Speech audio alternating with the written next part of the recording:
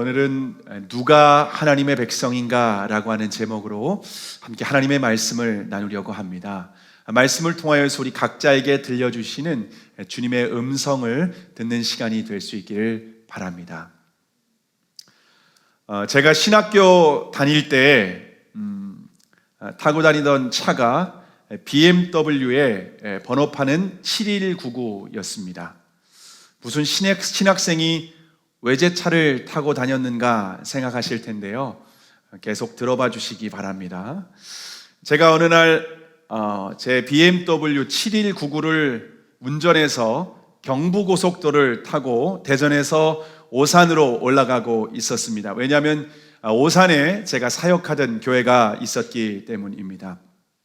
고속도로를 한참 달리고 있는데 뒤에서 달려오던 차가 제 앞을 추월해서 가는 겁니다. 그런데 그 자동차의 차종이 BMW였습니다. 번호판도 제 번호판과 똑같은 7199였습니다. 물론 앞자리 숫자는 달랐습니다.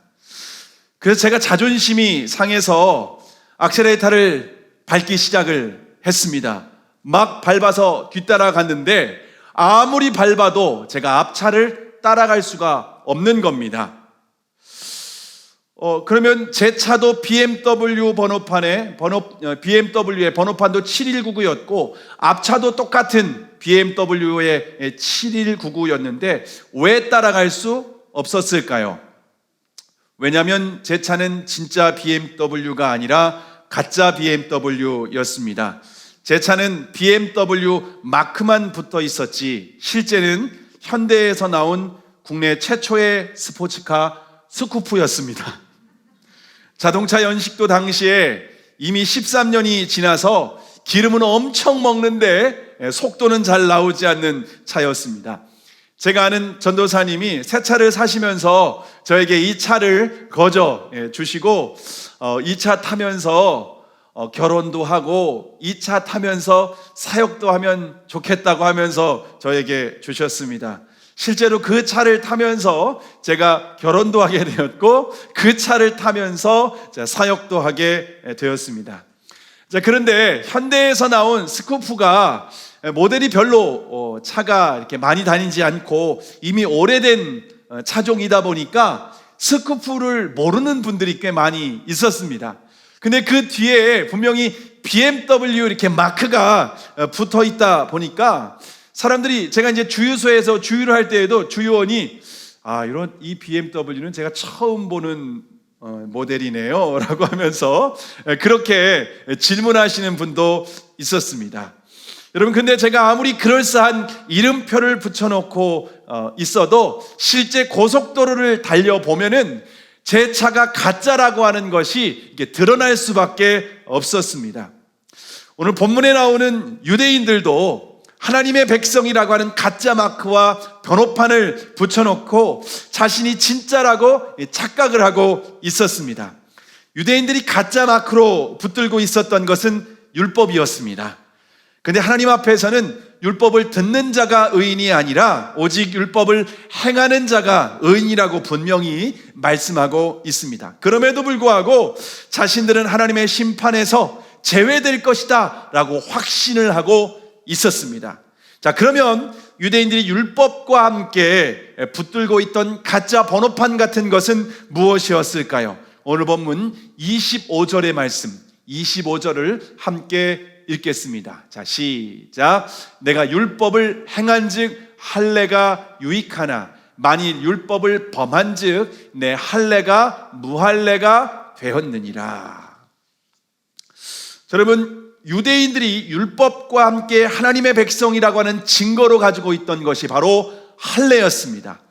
할례는 남자의 생식기 끝부분을 잘라내는 이게 포경수술과 같은 것입니다. 유대인들은 남자가 태어나면 8일 만에 할례를 받았습니다. 할례는 하나님과 언약을 맺은 백성이라고 하는 표시입니다. 상징입니다. 뿐만 아니라 율법을 내가 지키겠다고 하는 헌신을 상징하고 있습니다.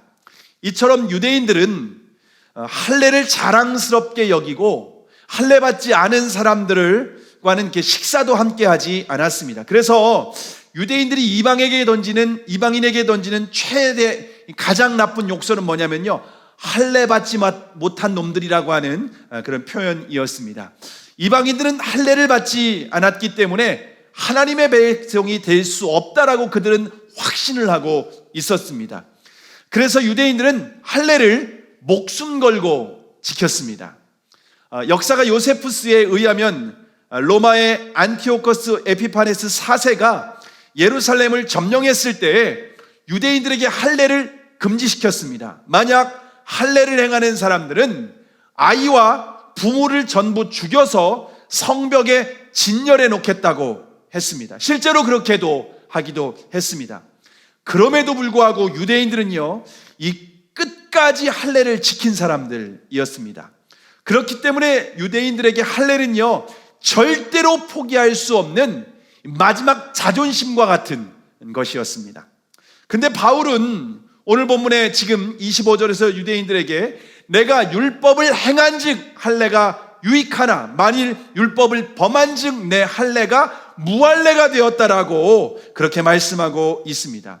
할례를 받은 후에 율법을 지키면 유익한 것입니다. 그러나 만약 할례를 받았지만 율법을 지키지 않으면 그 할례가 전혀 의미가 없다. 지금 이런 얘기를 하고 있는 것입니다.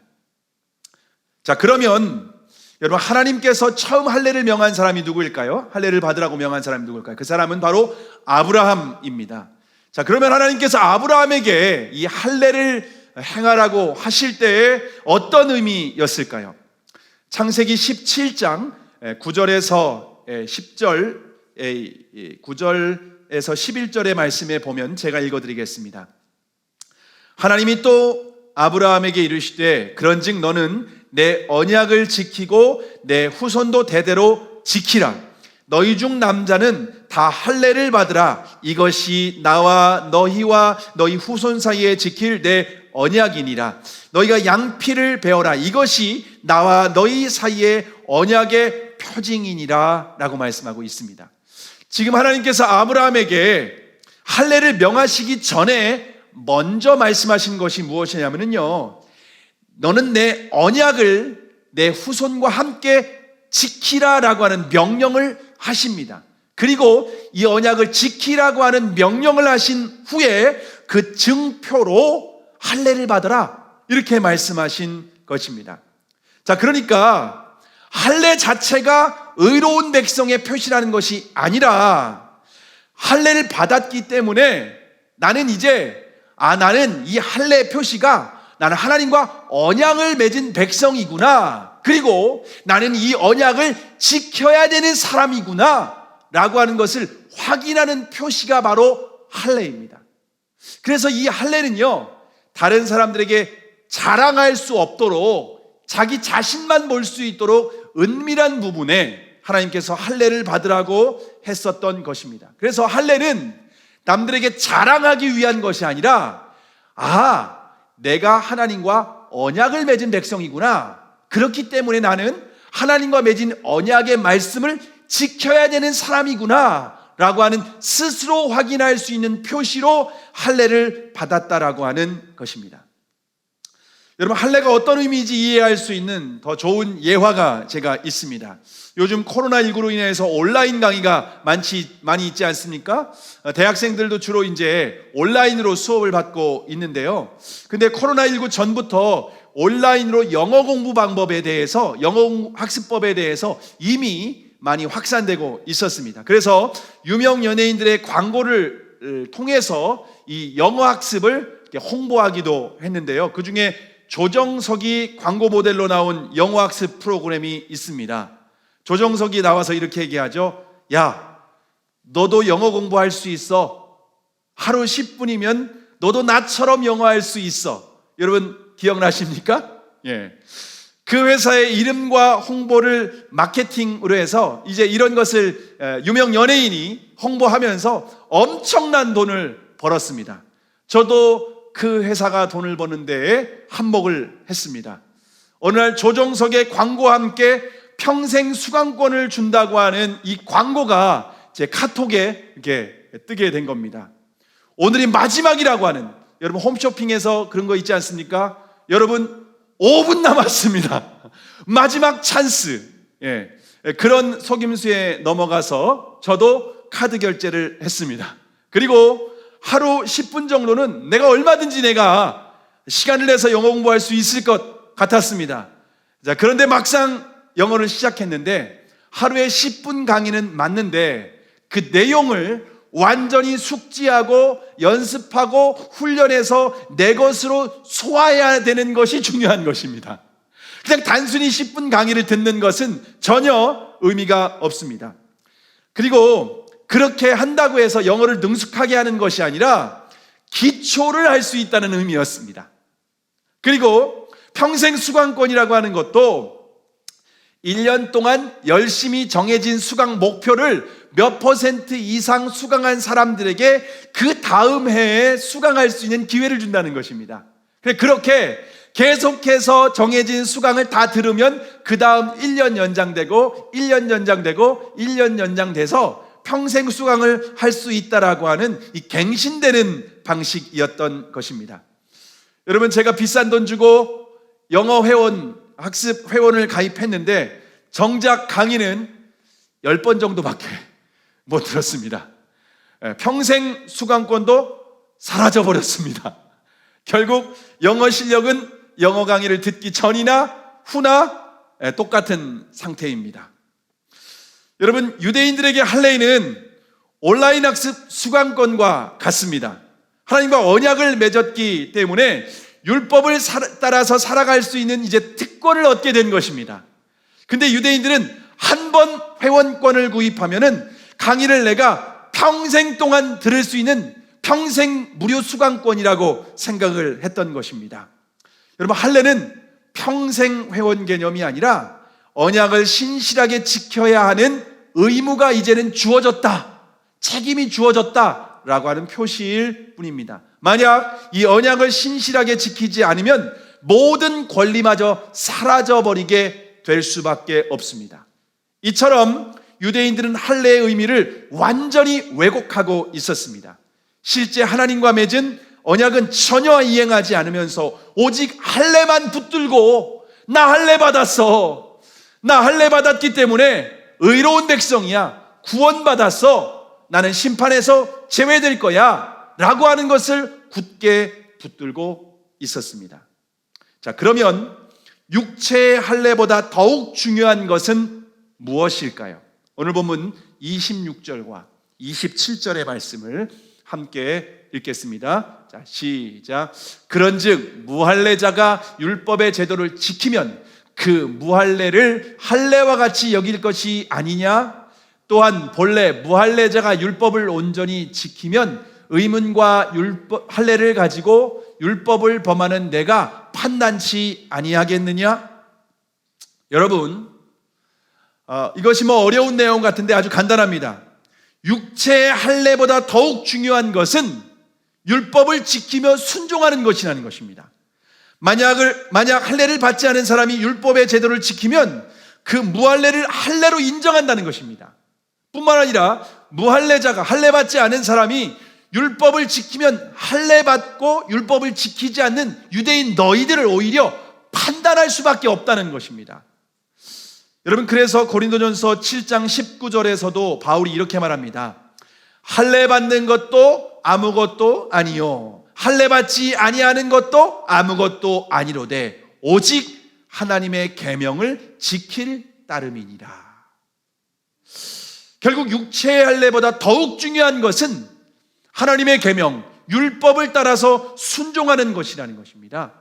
하나님의 백성의 정체성은 육체의 할례를 받는 것이 아니라 말씀을 따라 순종하는 것이다라고 하는 것을 우리에게 아주 분명하게 말씀하고 있습니다. 유대인의 할례와 같이 그리스도인들이 붙들고 있는 것이 무엇일까요?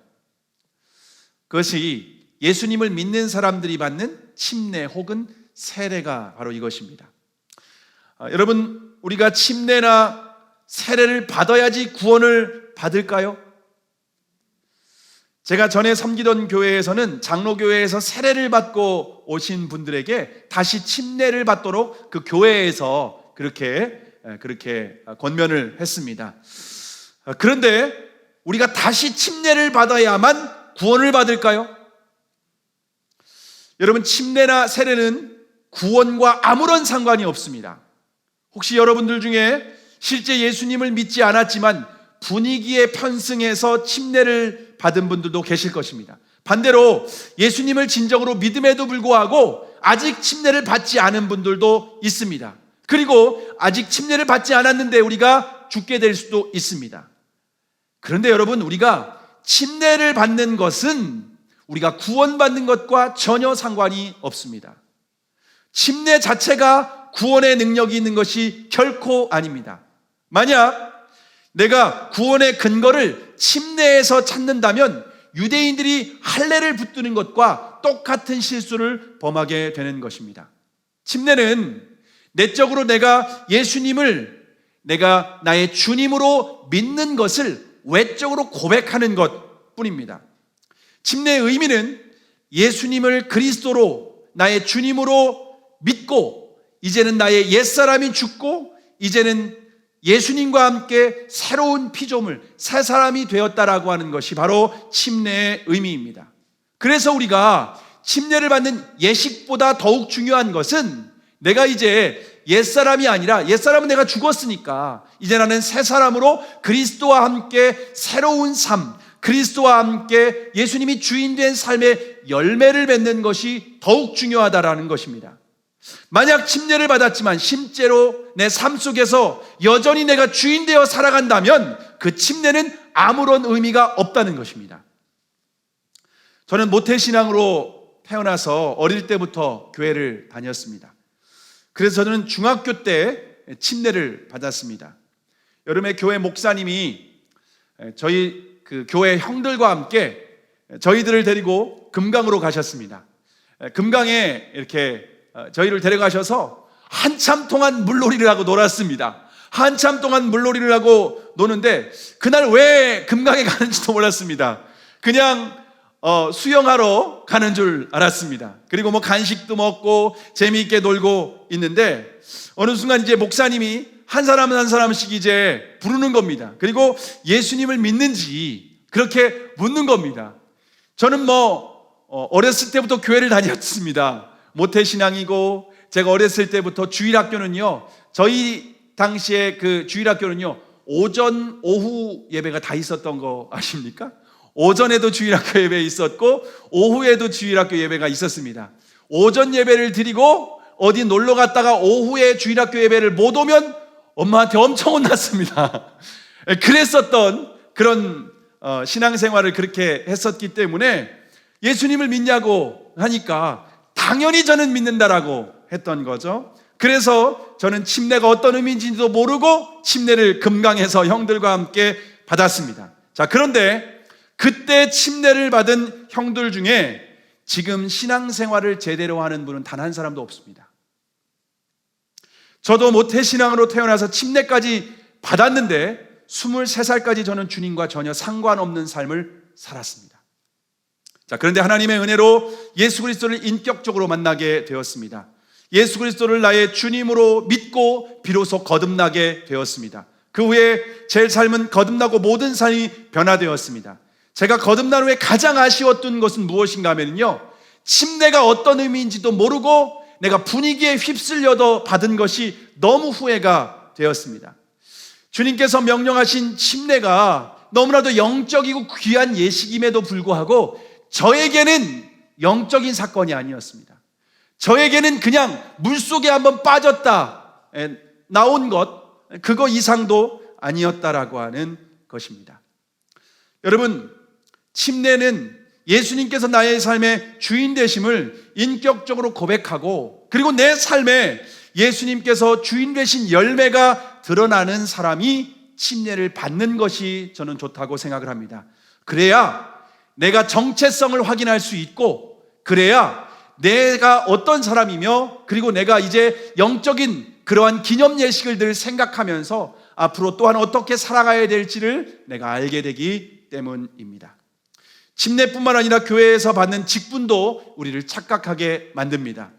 일반적으로 주일에 빠지지 않고 2년 이상 주일 성수를 하면 서리집사 직분을 줍니다.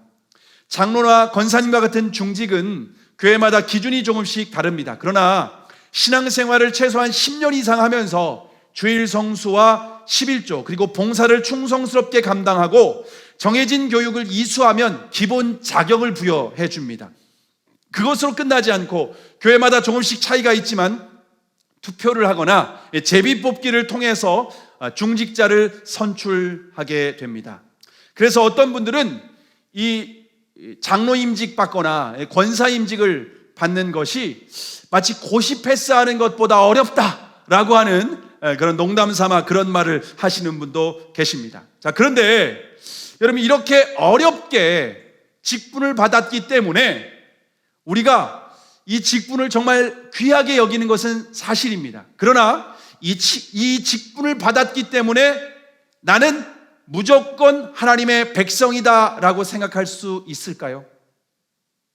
심지어 신학교를 졸업하고 전도사 사역을 하고 목사 안수를 받게 되면은 무조건 하나님의 백성이 자동적으로 되는 것일까요? 성경은 이처럼 우리가 경력이 쌓이고 외적인 조건을 갖춘다고 하나님의 백성이 될 수 있다고 우리에게 말하고 있지는 않습니다. 자, 그러면 진정한 하나님의 백성의 정체성은 무엇일까요? 오늘 본문 28절과 29절의 말씀, 28절과 29절 함께 읽겠습니다. 시작. 대저 표면적 유대인이 아니요 표면적 육신의 할례가 아니라 오직 이면적 유대인이 유대인이며 할례는 마음에 할지니 신령에 있고 의문에 있지 아니한 것이라. 그 칭찬이 사람에게서가 아니요 다만 하나님에게서니라. 아멘. 여러분, 육신에 행한 할례가 거듭난 사람의 정체성을 드러내지 않습니다. 표면적인 유대인이 하나님의 백성이 아닙니다. 이면적인 유대인이 하나님의 백성입니다. 육신의 할례보다 더욱 중요한 것은 바로 마음의 할례입니다. 왜냐하면 하나님의 백성은 혈통으로나 육신으로나 사람으로 뜻으로 나지 않기 때문에 그렇습니다. 내가 유대인으로 태어났기 때문에 하나님의 백성이 되는 것이 아니라는 것입니다. 내가 기독교 가정에서 태어났기 때문에 내가 하나님의 백성이 자동적으로 되는 것이 아닙니다. 나는 유아 세례를 받았다, 그래서 내가 하나님의 백성이 되는 것이 아닙니다. 오직 하나님의 백성은 육신으로 나지 않고 하나님으로부터 태어나야 된다는 것입니다. 다시 말하면 위로부터 거듭내야 된다라고 하는 것입니다. 하나님께서, 성령님께서 마음에 할례를 행한 사람이 진짜 하나님의 백성이라고 하는 것입니다. 그래서 하나님의 백성은 사람들에게 인정받는 것이 아니라 하나님께서 인정해 주셔야 진짜 하나님의 백성이다 라는 것을 우리에게 가르쳐주고 있습니다. 자, 그러면 유대인들이 강조하는 율법에서도 여러분 어떠한 할례를 강조했을까요? 율법에서는 어떤 할례를 강조했을까요? 육신의 할례를 강조했을까요? 신명기 30장 6절에 보면은요, 내 하나님 여호와께서 내 마음과 내 자손의 마음에 할례를 베푸사 너로 마음을 다하며 성품을 다하여 내 하나님 여호와를 사랑하게 하사 너로 생명을 얻게 하실 것이며 라고 말씀하고 있습니다. 여러분, 유대인들이 하나님의 백성이라고 하는 증거로 내세운 것이 뭐냐면 바로 율법이었습니다. 근데 이 율법에서도 여러분 육신의 할례를 강조한 것이 아니라 마음의 할례를 강조했습니다. 그리고 그들이 가장 존경하고 그들이 율법을 하나님으로부터 받은 이 모세가 무엇이라고 말하냐면요, 육신의 할례가 아니라 마음의 할례가 중요하다라고 말하고 있습니다. 모세는 하나님의 백성의 정체성을 육신의 할례를 받는 것으로 찾는 것이 아니라 마음의 할례를 받는 것이 하나님의 백성의 정체성이다 라고 하는 것을 이미 율법에서도 강조하고 있었다라고 하는 것입니다. 자, 그러면 마음의 할례를 받은 사람의 특징이 무엇일까요? 모세가 뭐라고 말씀하고 있냐? 모세는 마음의 할례를 받은 사람들에게는 마음을 다하고 성품을 다하여 하나님을 사랑하게 된다는 것입니다. 이게 마음의 할례를 받은 사람들의 특징입니다.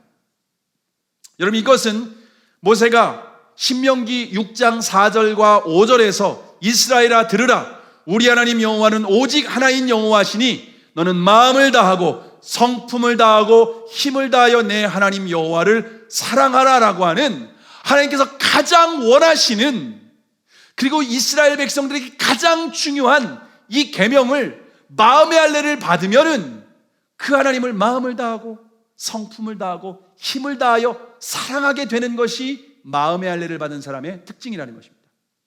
뿐만 아니라 신명기 30장 8절에 보면은 하나님의 모든 명령을 기쁨으로 순종하게 된다라는 것입니다.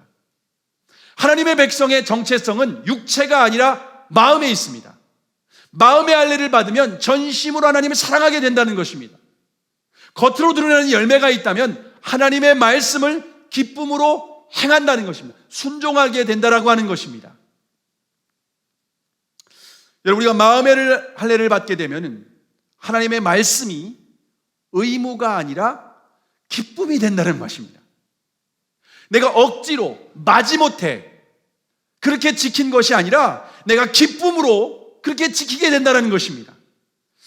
여러분, 이것은 어떻게 우리가 이해할 수 있냐면요, 여러분이 사랑하는 사람을 만나게 되면요, 여러분 그 사람을 위한 행동이 여러분 의무입니까? 아니면 기쁨입니까? 여러분, 물론 지금은 너무 오래돼가지고 잘 기억도 안 나고, 지금은 뭐 정으로 살고 뭐 가족이라고 그렇게 얘기를 하는데, 여러분 그런데 우리가 풋풋할 때 우리의 마음에 막 가슴 설레이고 서로를 정말 이렇게 보고 있어도 보고 싶은, 여러분 그럴 때가 있지 않았습니까?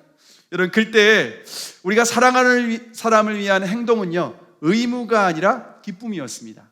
사랑하는 사람과 함께 만나서 식사를 하고 커피를 마시는 것이 억지로 하는 것이 아니었습니다. 아무리 몸이 피곤하고 아무리 내가 바빠도요, 사랑하는 사람과 함께 만나서 시간을 보내는 것은요, 이건 소모되는 시간이 아니라 오히려 충전되는 시간으로 우리가 경험을 했습니다. 그래서 의무로 생각하지 않고 기쁨으로 생각했습니다. 만약 사랑하는 사람에게 어떤 도움이 필요하거나 부탁을 하게 되면요, 내가 꼭 해야 되는 것이 아님에도 불구하고 여러분 그것을 내가 반드시 해야겠다, 어떻게든 도와줘야겠다, 그런 마음이 들지 않겠습니까? 제가 신학교 4학년 때 같은 교회에서 한 자매를 만나게 되었습니다. 당시에 그 자매는 장애인 복지관에서 사회복지사로 일하고 있었습니다. 그때 아내가 맡은 일이, 아내라고 했네 벌써. 네. 네, 그 자매가 맡은 일이 장애인 아이들을 데리고 외부에서 프로그램을 진행하는 것이었습니다. 그 자매가 저하고 같은 소그룹이었고 제가 목자였습니다. 그래서 도움이 필요한 것이 있으면 뭐든지 말하라고, 무엇이든지 부탁하라고 했습니다. 왜냐하면 제가 그 자매에게 호감이 있었기 때문입니다. 그래서 어떻게든지 연결되고 싶고 어떻게든지 만날 수 있는 기회를 찾고 싶어서 그렇게 말을 했습니다. 그러던 어느 날 자매가 전화해서 아이들에게 태권도장 체험을 해야 되는데 아는 태권도장이 있냐고 묻는 겁니다. 여러분이 보기와는 전혀 다르게 제가 운동을 안 좋아합니다. 저 운동과는 전혀 내가 아주 싫어하는 사람입니다.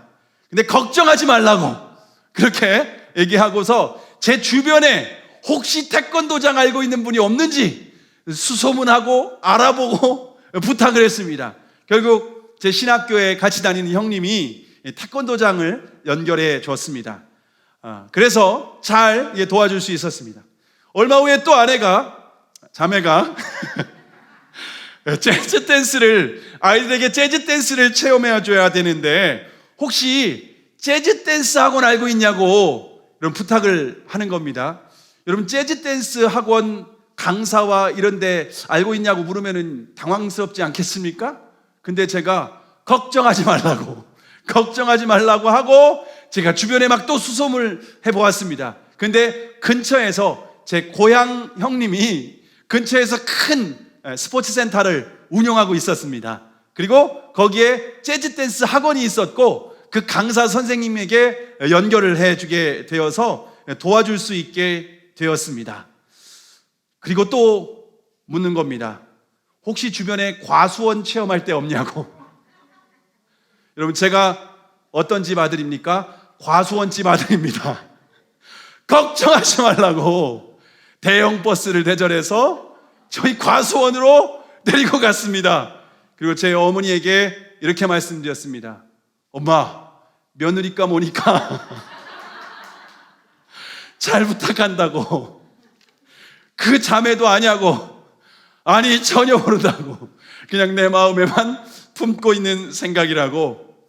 여러분, 제 아내는 전혀 그런 의도를 눈치채지 못하고 아이들하고 와서 농촌 과수원 체험을 잘 하고 돌아갔습니다. 여러분, 그래서 제가 그 자매의 마음을 얻게 되었고 교제까지 할 수 있게 되었습니다. 여러분, 제가 그 자매를 사랑하니까, 호감이 있으니까 그 자매를 위한 모든 행동은요, 의무가 아니라 기쁨이었습니다. 제가 꼭 도와주지 않아도 됩니다. 그런데 너무너무 도와주고 싶은 겁니다.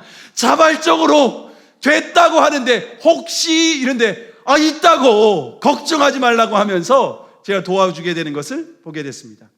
드디어 제가 자매와 교제를 하게 되었습니다. 근데 제가 교제한 다음 날 월요일부터 금요일까지 일주일 동안 성경 통독 집회 일정이 잡혀 있었습니다.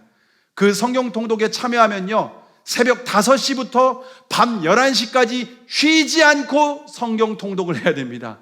그것도 장소가 어디냐면요, 지리산 그 산청에 아주 에스라하우스라고 하는 그곳에서 일주일 동안 꼼짝없이 갇혀가지고서 성경 통독을 해야 했습니다. 여러분, 쉬는 시간 없습니다. 아침, 점심, 저녁 밥 먹는 시간 30분씩밖에 없습니다. 여러분, 그 시간에 밥 먹고 양치하고 커피 마시고 다 해야 됩니다. 그런데 그런 시간을 짬내고 밥을 못 먹는 한이 있더라도, 양치질을 못하는 한이 있더라도 제가 시간을 내서 아내와 통화를 하는 겁니다. 예. 보고 싶다고, 뭐 하고 있냐고 전화 통화를 하게 됩니다. 밤 11시에 마치면요, 하루 종일 성경 통독을 했기 때문에 너무너무 피곤합니다. 그리고 자고 새벽 5시에 또 일어나야 되니까 얼마나 피곤한지 모릅니다. 그런데 밤 11시에 끝나면 그때 또 통화를 하는 겁니다. 여러분, 그렇게 하는 것이 여러분 제가 의무감으로 했을까요? 기쁨으로 했을까요? 의무감으로 했다면요, 절대 못했을 것입니다. 전화하지 못할 핑계를 제가 얼마나 많이 댔겠습니까? 시간이 어딨냐고, 밥 먹을 시간도 없다고, 화장실 갈 시간도 없는데 전화 어떻게 했겠냐고, 여러분 제가 변명과 핑계를 대지 않았겠습니까? 근데 사랑하면 의무가 아니라 기쁨이 되는 것입니다. 우리가 마음의 할례를 받게 되면 하나님의 말씀이 의무가 아니라 기쁨이 됩니다. 우리가 반드시 지켜야 될 의무와 내가 원하는 것이 일치된 상태, 그것이 바로 마음의 할례를 받은 상태입니다. 마음의 할례를 받으면 주일에 예배를 드리는 것이 의무가 아니라 기쁨이 됩니다. 코로나19로 인해서 지금 예배당에 나올 수 없고, 이렇게 현장 예배를 드릴 수 없고, 이렇게 온라인 예배를 드리고 있습니다. 근데 온라인 예배를 드리는 분들이 너무 편한 거예요. 너무 그게 편안하고 씻지 않아도 되고 아침 일찍 일어나지도 않아도 되고 너무너무 편한 겁니다. 그래서 온라인 예배는 이렇게 코로나19가 끝나도 3분의 1이 지금 현재 설문조사에는요, 나는 앞으로도 교회 예배당 갈 마음이 전혀 없다, 계속 온라인 예배를 드리겠다라고 하는 사람들이 3분의 1입니다. 그리고 이 사람들은 훨씬 더 많이 늘어날 것이다라고 하는 겁니다. 몇 %까지 늘어날지 장담할 수는 없습니다. 여러분, 그런데 코로나19로 인해서 예배당에 나올 수 없는 것은 기쁨이 아니라 마음의 할례를 받은 사람은 오히려 슬픔입니다. 내가 하나님 앞에 예배를 드릴 수 없다는 것이 마음이 아픈 것입니다. 그리고 내가 예배를 드릴 수 있다면 내가 나가서 하나님을 예배하고 하나님을 만나고 하나님과 교제하고 싶은 그 마음이 바로 할례 받은 마음이라는 것입니다. 주님의 말씀을 묵상하는 것, 그리고 그 말씀에 순종하는 것이 기쁨이 됩니다. 저와 여러분이 예수 그리스도를 사랑할 뿐만 아니라 그 말씀에 순종하는 것이 의무가 아니라 기쁨이라면 우리는 이미 마음의 할례를 받은 사람인 줄을 믿으시기를 바랍니다. 자, 그러면 누가 우리의 마음의 할례를 행할 수 있을까요? 어떤 의사가 우리의 마음을 찾아서 정교하게 수술칼로 우리의 마음의 할례를 행할 수 있을까요? 에스겔 36장 26절 27절에 보면은 또 새 영을 너희 속에 두고 새 마음을 너희에게 주되 너희 육신의 굳은 마음을 제거하고 부드러운 마음을 줄 것이며 또 내 신을 너희 속에 두어 너희로 내 율례를 행하게 하리니 너희가 내 규례를 지켜 행할지니라. 마음의 할례를 행하시는 분은 새 영이신 성령님이신 줄을 믿으시기를 바랍니다. 성령님은 우리의 굳은 마음을 메스로 제거하시고 우리의 마음에 새 마음을 이식 수술해 주시는 분이십니다. 그러면 자신의 욕심과 고집을 내려놓고 주님을 사랑하게 되는 것입니다. 성령으로 마음의 할례를 받은 사람의 특징은 하나님의 율례와 규례를, 그 말씀을 기쁨으로 순종하게 된다라고 분명히 예레미야를 통해서 새 언약을 말씀하시면서 이 마음의 할례에 대해서 우리에게 가르쳐주고 있습니다. 하나님께서 예레미야를 통해서 약속하신 대로 2000년 전에 오순절에 성령님께서 임하셔서 마음의 할례를 행하셨습니다. 마가의 다락방에서 기도하던 120명의 성도들이 각 사람의 마음에 하나님의 영이 임하셨습니다. 성령님께서 그들의 굳은 마음을 제거하시고 부드러운 마음을 주셨습니다. 성령님이 임하기 전에는 3년 동안 주님을 따라다녔던 그 제자들이 주님을 배신하고 저주하고 떠나갔습니다. 그러나 마음의 할례를 받은 이후에, 성령이 임한 이후에 자신의 생명도 아끼지 않고 주님을 증거하며 주님을 따라갔습니다. 마음의 할례를 받은 사람들은 더 이상 자신을 신뢰하지 않습니다. 이제는 예수 그리스도가 나의 삶의 주님이라고 믿고 그분이 나의 생명이 혹 내가 죽는 한이 있더라도 나에게 영원한 생명을 다시 주신다라고 하는 믿음이 있기 때문에 끝까지 주님을 따를 수가 있었습니다. 여러분, 마음의 할례를 행하시는 분은 성령님께서 행하신다고 우리에게 분명히 말씀하고 있습니다. 구원의 근거는 우리의 외적인 조건이 아니라 마음의 성령님이 함께 하시느냐. 여러분, 그것이 가장 중요한 하나님의 백성의 정체성이라고 하는 것을 우리에게 분명히 강조하고 있습니다. 말씀을 마치려고 합니다. 최근에 독일에서 선교를 하시던 목사님이 한국에 안식년을 갖고 오셨습니다. 근데 이 선교사님이 20년 전에 주님께서 독일에 가서 복음 전하라고 하는 그러한 명령을, 주님의 마음을 받게 됩니다. 여러분, 그런데 독일에 선교사가 필요하다라는 것이 이분이 이해가 안 됐습니다. 왜냐하면 독일은요, 루터가 종교개혁을 했던 나라가 바로 독일입니다. 그리고 루터가 독일어 성경을 최초로 번역했던 나라가 독일입니다. 그러니까 독일은요, 그 어떤 나라보다 정말 하나님을 잘 섬기는 나라가 바로 독일이라고 하는 것입니다. 그분이 처음 선교를 나갈 때 독일의 기독교 인구 퍼센테이지가 몇 퍼센트였냐면요, 95%였답니다. 95%인 나라에 가서 복음을 전하라니 그럼 이해가 되지 않았습니다. 근데 정확하게 95% 통계가 나올 수밖에 없는 이유는 그 사람들은요, 주민등록증에 종교가 체크되어 있답니다. 주민등록증에 종교가 내가 기독교인이다 이렇게 체크가 되어 있는데, 그렇게 체크가 되어 있는 것은요, 그냥 형식적으로 체크한 게 아니라 체크가 된 사람은요, 수입의 8%를 종교세로 떼갑니다. 그러니까 뭐 어디 그냥 설문에서 체크하던 식으로 체크하는 게 아니죠. 그냥 11조, 그러니까 뭐 거의 10분의 1이 떼어나간다라고 할 정도로 그냥 8%가 떼어나가는 것을 각오를 하고 체크를 하는 사람들입니다. 그래서 독일의 선교사로 나간다? 이해가 되지 않았습니다. 그럼에도 불구하고 주님의 명령에 순종해서 독일에 나아갔습니다. 그런데 이 선교사님이 독일에 나아가서 엄청난 충격을 받았습니다. 왜냐하면 독일의 이 주민등록상에 95%가 그리스도인이라고 체크가 되어 있고 8%의 소득세까지, 종교세까지 떼어가고 있는데 실제로 거듭난 그리스도인은 2%밖에 안 됐다는 것입니다. 이것은요, 100명 중에 2명만이 진짜 그리스도인이었다라고 하는 겁니다. 이것은 공식적인 신학 저널을 통해서 독일에 있는 크리스찬들이 진짜 그리스도인인가를 체크를 하고 점검을 엄격하게 했는데 2%의 결과가 나왔습니다. 근데 대부분의 사람들은 내가 그리스도인이라고 95%가 그리스도인이라고 하는데 실제는 주님과 전혀 상관없이 살아가고 있었습니다. 마음의 할례를 받는 적이 전혀 없는 것입니다. 그럼에도 불구하고 기독교 문화권 가운데 살아가고 있고 심지어 종교세로 8%까지 떼고 있기 때문에 나는 그리스도인이다 라고 확신을 하고 있습니다. 여러분, 그리스도인 문화권 가운데 그렇게 살아가는 사람들이 어쩌면 저는 가장 위험한 사람들입니다.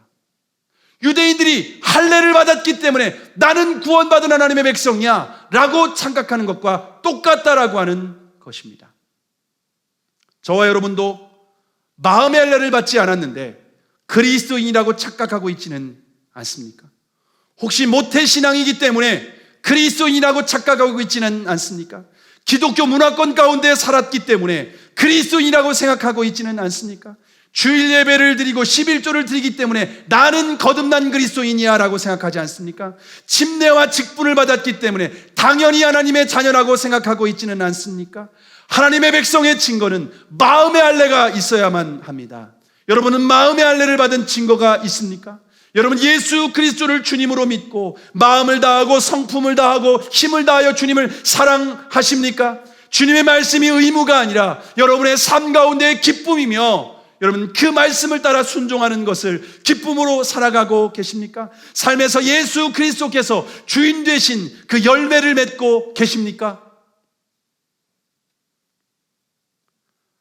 마음의 할례를 받을 수 있는 유일한 방법은 오직 믿음으로 받을 수 있습니다.